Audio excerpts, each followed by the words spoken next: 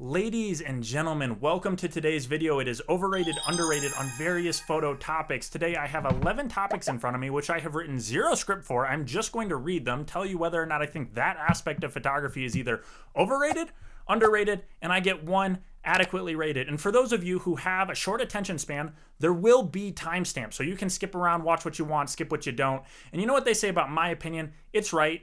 Yours? It's also right. So tell me what you think in the comments. We can talk about it. I'd love to hear it. But without further ado, let's just get right into it. Okay, up first, topic number 1, shooting full manual. I'm gonna come out the gate with probably a pretty hot take. So overrated. And look, I do think that every single person who shoots photography seriously should understand how their camera works. You should understand how aperture, shutter, and ISO all work in correlation with each other. But actually day-to-day shooting for most things, totally overrated. At this point, cameras are so sophisticated, I think that you should most often be using either shutter priority, aperture priority, or auto ISO. And here's the thing about using anything auto, you can kind of leave it up to the camera to do its own thing. Not my favorite opinion. There actually are a lot of things you can use, like exposure compensation or changing your metering mode to make the camera behave in the way that you want it to behave best. Look, full manual, maybe it's just the way I shoot. I shoot a lot of street, I like a lot of wildlife, and for landscapes, I do find myself using a lot of full manual, but most of the time, I think what I shoot is just way too quick, and I think full manual doesn't make a lot of sense. Cameras have gotten so smart, let them do the thing. Even my oldest cameras, my Canon AE1 program, the program part is great. The fact that I can let it handle the shutter or aperture, obviously with film, I'm locked in with the ISO, but look, your cameras for the last 50 years have been pretty smart. Let them take care of it and change the other stuff, change the parameters so it knows what you want. But I think most of the time, full manual is just overrated. I don't think that it always makes sense. And look, yes, if you want absolute ultimate control and the things in front of you that you're shooting are slow, great, go for it. But most of the time, I think that there's usually 2 settings that are non-negotiable and there's one setting that is, and let the camera figure it out and you just focus on composition, storytelling, and all the other aspects of photography. My opinion, full manual, overrated. Okay, now that we have manual exposure out of the way, let's talk about manual focus. So number 2, manual focus. This is where I have to remind you, I'm just really talking about photography. I think it's a different story if we're talking about videography. With manual focus in photography, I'm really actually struggling to balance it out because you have people who are snobs, in my opinion, being like, I've been manual focusing for the last 40 years and I've never missed focus once. I don't believe you. And on the other hand, you have people who are complaining, yeah, my GH5 missed focus and it's not my fault I missed that photo. You could have done some things, and I don't know how I want to balance it. Look, on one hand, there are things that are capable of getting photos of that probably were way harder back in the day because autofocus has gotten really smart. And on the other hand, manual focus is all on you. Here's what I'll say. For me personally, when it comes to shooting in manual focus, if I'm on a modern camera, I really only do it if the sensor can't handle the lighting situation I'm in. There are photos I got at this one wedding because the bride for the dance with her father wanted very specific lighting. It was like this light coming down from the ceiling, and my camera was just freaking out. And I switched to manual focus, and I was able to get all the photos of her dancing with her dad. I wouldn't have gotten it otherwise if I just relied on my camera and was like, the camera's messing up, it's not me. No, at that point, I need to take control. But on the other hand, I like to adapt old vintage lenses to my Canon 5D Classic. I miss focus all the time. And is it because I suck? Yes, but we can't talk about that. What I think really helps me a lot, especially when it comes to manual focus, on my Canon AE1 program, on the focus glass, I forget what it's called. We'll put it up on the screen. There's a prism essentially with the circle, and when I go to focus, that will align itself, so making sure that I can visually see I have focus. And there are things on modern cameras that I don't have access to, like focus peaking, where it'll show you what's in focus and what's not. Look, I'm sorry to bail out so early on the video. I think manual focus, we really just have to go adequately rated. And I say that because it's up to you as a photographer to switch from from autofocus to manual focus when the situation really calls for it. Is your camera past its depth? Yeah, switch to manual focus. But also, I think you get no bonus points for not utilizing a smart camera when you have access to one and just being like, all I do is shoot manual. I think as a photographer, it's up to you to use manual when it makes the most sense.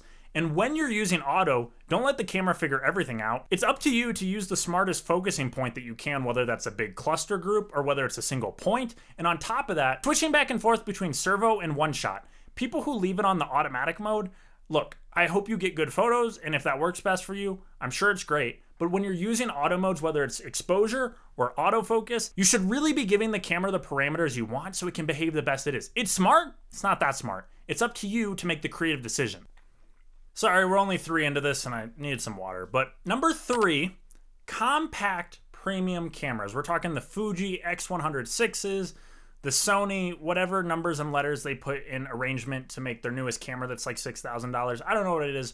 Premium compact cameras. These are cameras that kind of went away because the smartphone killed them, and now they're back. They're super expensive, and they're kind of unavailable. They're all back ordered, and resellers have really probably made most of the profit off of them. I'm really divided on this. On one hand, I want to say overrated because typically with compact cameras, I feel like it's like a laptop versus a desktop. You're paying for the premium of being compact. And because of that, typically when it comes to dollar for dollar, you're better off getting a system, even on the Fuji level, of like an interchangeable lens camera and just getting that prime or getting that whatever, because then you get the ability to change lenses. And yeah, you're maybe not as compact, but usually you're getting the same quality for like half the price. Additionally, I'm really mad at the manufacturers for really not making these available. I've really wanted the Canon G7, whatever the hell the mark is, for the last like 2 years, and I just can't be bothered because I put the B&H like, tell me when this is available, and every time I go, it's back ordered immediately. And same with the Fuji, exact same situation. I've never owned a Fuji. I really wanted this one, and I just can't go and buy it. And you know what? I'm not gonna give a scalper an extra $500. I just really can't bring myself to do it. But should I hold that against the camera? I don't know. Because on the other hand, I'm super happy that these cameras exist. I'm really sad that the smartphone killed them, and I really hope that they would come back in just full force. Like, I wish that there was 50 options, and I wish they were freaking available. I'm really divided. And, you know, to go back and forth, this is probably the one I've been the most divided on so far, but on one hand, they promise to be a very premium package, all-in-one, carry it everywhere you go camera, but on the other hand, if you actually look at videos of people holding these, or if you go to your own local camera shop and hold it and like try to put it in your pocket, it usually doesn't fit. They're like super close. Like, it is smaller than my full-size 5D Mark IV, but like, it's not pocket friendly. I can't just slide it into my jeans. Is it way more practical to bring around everywhere? Yes. But I also don't think it's quite like put it in your pocket, it's as portable as your smartphone kind of thing. It's also just not that. I'm so split because on one hand, I want to say dollar for dollar, you're better off getting an interchangeable lens setup. And on the other hand, I want these in the market. I want them available. I have to go underrated. And I only say that because I want them to be an option. For the love of God, I wish I could just go into my local camera store and pick up whatever. I wish I could just buy it. Like, I wish it wasn't a whole ordeal of like, I need to be on an email subscription list or I have to pay a scalper $600.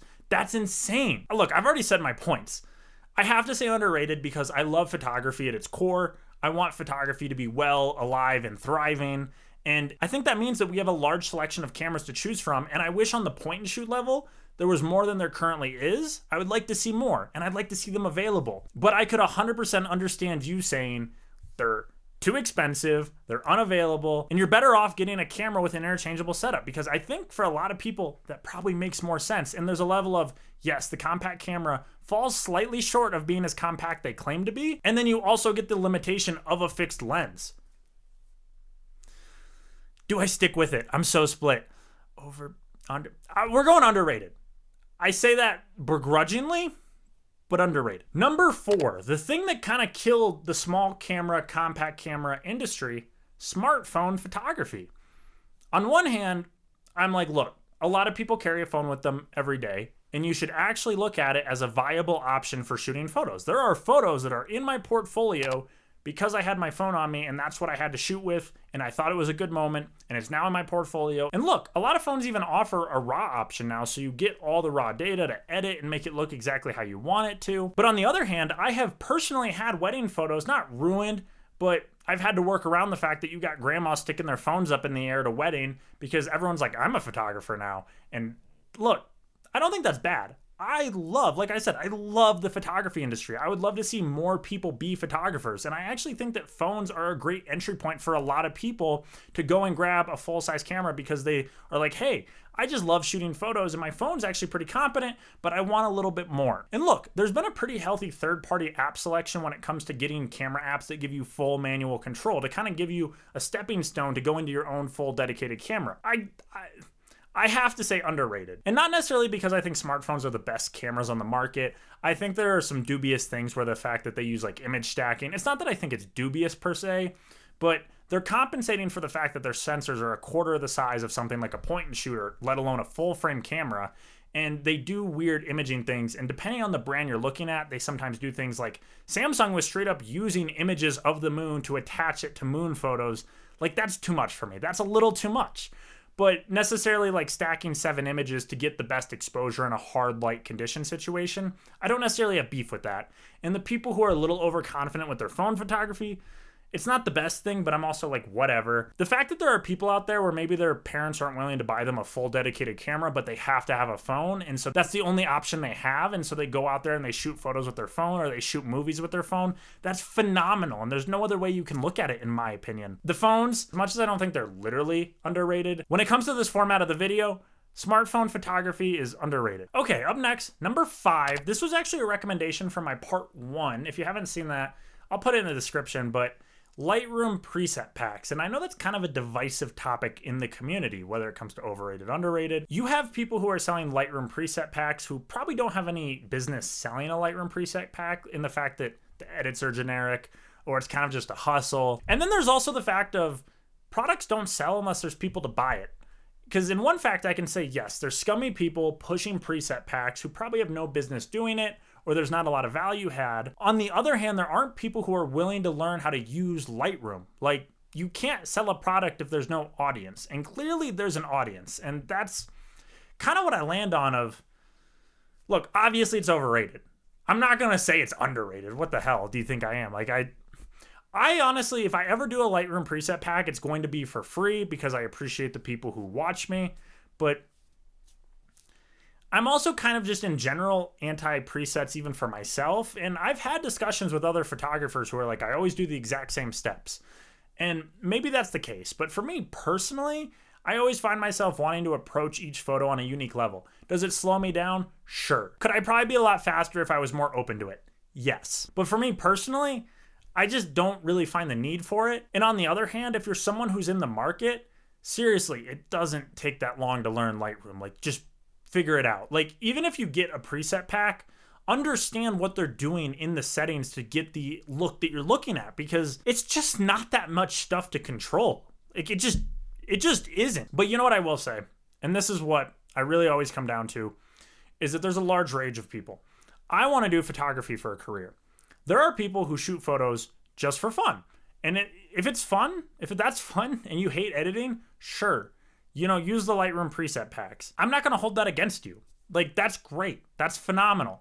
But also, editing, in my opinion, is part of the craft. And I think even if you don't understand how to do it now, you should really learn that. I think it's part of the craft, whether it's in the darkroom or whether it's in Lightroom. Editing photos is part of the craft. I've never even remotely been of the opinion that editing is cheating. I'm not going to sit here and say I hate preset packs generically. I think there's great photographers who make them and have the best of intentions. Yes, there's scummy people in the industry who are kind of peddling them, and it's like, why? But if you've bought them in the past, I don't think there's anything wrong with that, but I would urge you to learn how to use Lightroom properly. If I really got to wrap it up, Lightroom preset packs, overrated. Number 6, Fuji built-in preset film emulation packs into the camera. It's a big selling point for them, and it makes sense because, like I said, a lot of people, photography is just fun, and editing, in my opinion, is kind of a drag. That's not really what we're talking about today. Are the Fuji preset packs overrated? And I don't own a Fuji camera, and I never have, but I really want to. But you know what they say, if you don't have any exposure or anything, you're the best situated to talk about it. Actually, I'm going to say underrated. I'm really easy to say that off the gate because I think that Fuji, I think I'm really happy to say that because, look, on one hand, you have people who I think are kind of a little full of it in the fact that they're like, I don't even have to edit photos anymore. I think if you're a really high-end serious photographer really trying to get the most out of your photo, local edits, you just can't beat it. Like, what are you talking about? But on the other hand, if I were to recommend a camera to like my mom who doesn't want to get Photoshop, yeah, it's probably nice that she can pick a preset that lets it be a little warmer or a little cooler or just stylized in any way. Like, yes, I think that there's a level of artistic impression. I think that there's a level of getting to have an artistic expression in your photos without necessarily having to spend hours and hours in front of a computer editing them. And you know, to be completely honest with you, I think that you will get better photos on the whole if you spend more time taking photos compared to editing them. I don't think you can save a bad photo with a good edit. And I think there's a level of being like, yes, not every photo, especially a good photo, needs a massive edit. So something like just a little bit of warmth, a little bit of saturation or something like that can really bring out what you need in a photo and make it as good as it can be. Yes, there are Fuji bros who oversell this feature in my opinion, but I think that the benefit for people who don't necessarily want to be the full, like, sit in front of your laptop for 7 hours editing photos till your eyes bleed, I think that that alone is incredible, because for the craft, the real craft of photography that is probably the most enjoyable, it's out shooting photos. And if there are people who get to enjoy the best parts and kind of skip over the worst parts at the cost of maybe not getting their photos as perfect as they could humanly be, that's okay in my book. And I don't know.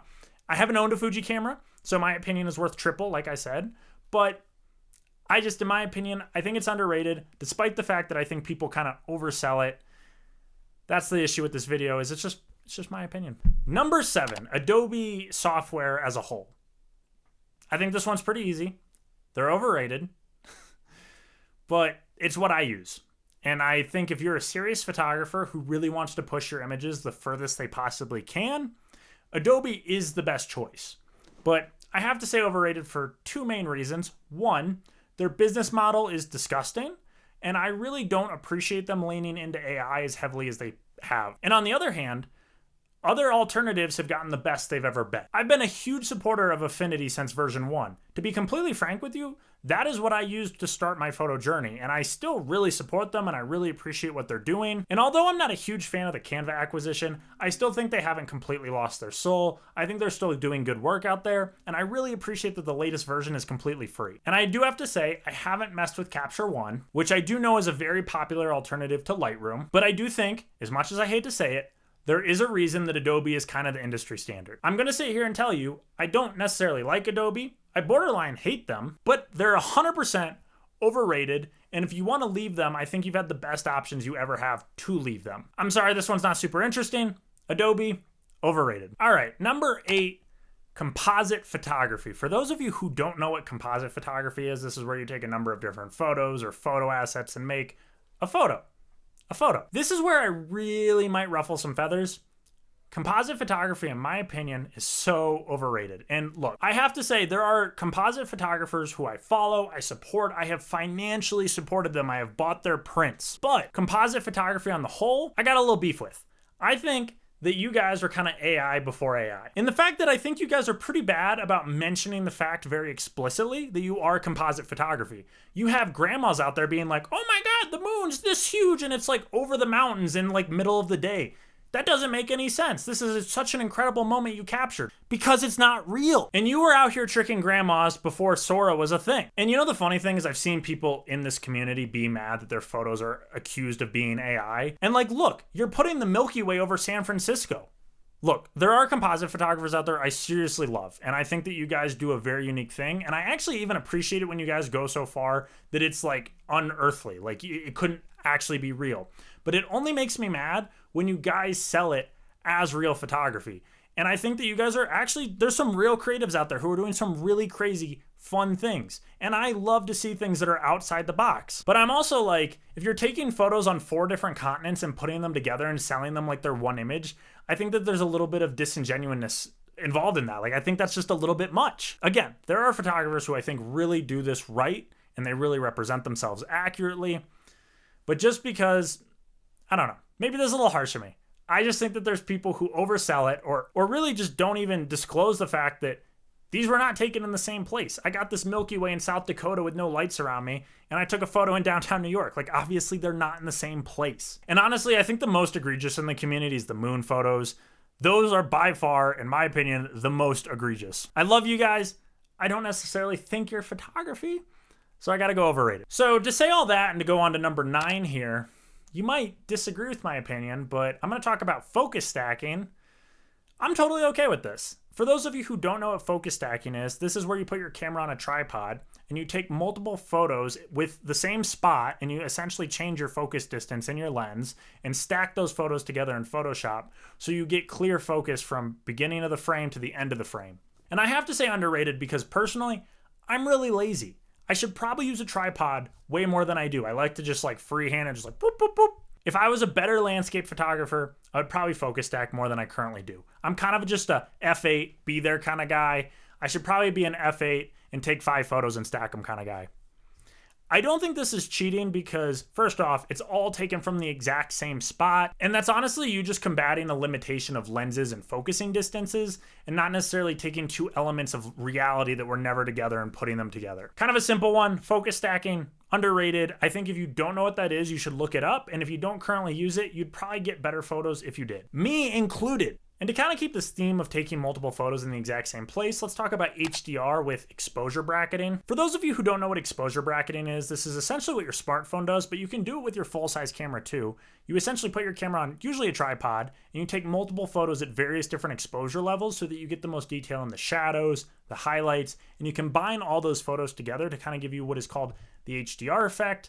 Sometimes it's really pronounced, sometimes it's really subtle. Now, do I think it's overrated or underrated? I think it really kind of comes down to what kind of camera you have, because with a modern camera, most of them, even crop sensors, have 14 plus different stops of exposure in their sensor just capable of getting detail. That's enough in my opinion that you can get a lot of detail without necessarily pushing to the point of looking like a super HDR image. So I'm split, because most modern cameras can kind of achieve this just with like their raw sensor alone. I think what looks kind of good, but on the other hand, I think there's a lot of photographers who could probably take advantage of this and be more subtle with it than people have in the past. I think that the HDR effect, especially in photography, has kind of been ruined because you have people who have just pushed it way too far. For all the ones I've said, I feel like I really stand on ground. This one, I might change my opinion if you ask me tomorrow. I have to say underrated. Not necessarily that I think that more people should be using this every day with every photo they take, but in the fact that I think a lot of people don't even consider it when they're in a difficult lighting situation. Again though, I would say that most HDR photos look aggressively bad. So I'm kind of tempted to be like, this effect overall is overrated, but I think a lot of people also overlook this technique when they really could get a little more out of their camera. So today, and possibly today only, I'm gonna say underrated. Last, and really not least, I want to talk about HDR photos, not in exposure bracketing, but how they're displayed specifically online. Like especially a lot of the new iPhones, both their video and their photo have been in HDR, as well as like Instagram really supports that and like Threads and stuff like that. You know, because you open it up in the middle of the night and it absolutely blinds you. And there's something to be said about taking advantage of these screens that are like 1,000,000:1 contrast ratios. And you know what? When it's done right, I think the HDR photos look really good. Someone who I think takes really good advantage of this is Ruben Wu, but I think specifically the photos he does looks really good because he's essentially painting with drones for lights, and those lights can really maximize the light that you can really display, and it can really exaggerate the effect of like drawing a circle over an aspect of the landscape. But on the other hand, I think there's something to be said that isn't really standardized yet. So when you take an HDR photo on your phone and you show it to someone on an older screen, it can look bad because that compression of HDR-ness is done automatically. See, I'm really split. This is what I'll personally say. You can disagree with me. I'd love to talk with you. I think the HDR features for photography really is the future. If you're currently in a gallery and you get to set a screen up to show your image, I think HDR is the way to go. And if you're just posting online and you kind of assume that most people, especially here in America, own an iPhone that's like 5 years or newer, they have an HDR screen to look at your image. What I will say is it's not standardized everywhere. And when you master it for HDR and it has to get compressed down to SDR, I think it looks worse than it would otherwise if you just mastered it for SDR. I think currently you should probably master most of your photos for SDR unless you're really going to get to display it in a controlled environment. But on the other hand, I have to say, I really think it is the future of photography, whether you like it or not. So for that, I have to say I think HDR as a display standard for photos is underrated. Ladies and gentlemen, thank you so much for watching. I really hope you appreciated my video. I am a photographer, so my website will be down below if you want to look at that. And as of recording this, I have just announced, me and Serena, who's behind the camera, our 2026, our 5th annual nature photo calendar. If you have any interest in that, that link will also be below. Again, thank you so much for watching. I really hope you enjoyed yourself. Subscribe, like, follow for more. I just lost my job, so I'm trying to do this full time. So there will be a ton of content coming out the pipeline. I really hope you enjoyed yourself. Again, thank you for watching. Cheers.